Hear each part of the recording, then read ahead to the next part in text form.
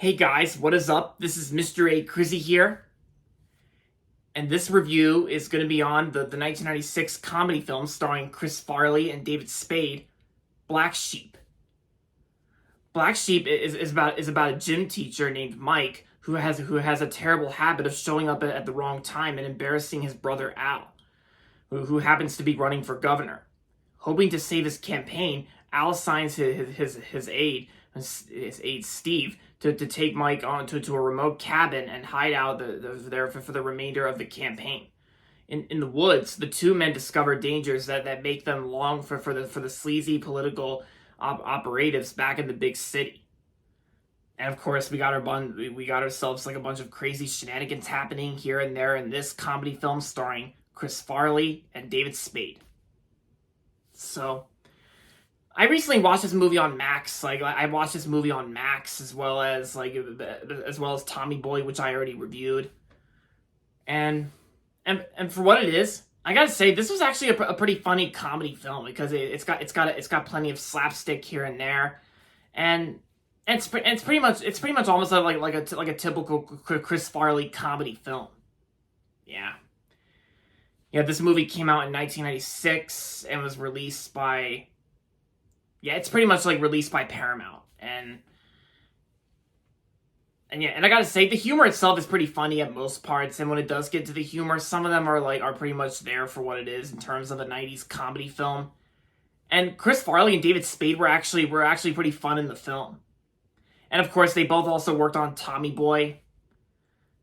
And Gary Busey was also in the film too. He plays this guy named Drake in the film, Gary Busey, and I thought he did pretty good for the most part in the film. And like I said in my Tommy Boy review, between Black Sheep and Tommy Boy, I pretty much enjoyed Tommy Boy a lot more than Black Sheep. But this was still a good enough comedy film, like for any comedy fans out there. And this was actually one of those films I also checked out on Max as well. And oh yeah, I almost forgot to mention Fred Wolf was also in the film too as Ronald, like Ronald, who's played by Fred Wolf, Ronald Forte. Yeah, that's his name. Like he's played by Fred Wolf. And yeah, and the movie's not even that long either. It's only like an hour and 27 minutes. So it's a very short movie, and I think the pacing itself kind of fits well together. I think with the pacing in terms of the runtime and pacing, I think it's actually pretty well enough for people who have sensitive attention spans or something. Yeah. Yeah. So. Oh yeah, and Kevin Farley, like a relative of Chris Farley. Kevin Farley also has a cameo in this film where he plays one of the bouncers, like bouncers number 1. Yeah, according to like Google and all that stuff. And oh yeah, and plus there's also a running gag where Chris Farley's character Mike Donnelly, like where Mike actually gets stuck to something, and then whenever something closes in on him. Like whenever it's like a door or something like that, he actually gets parts of his clothes stuck there.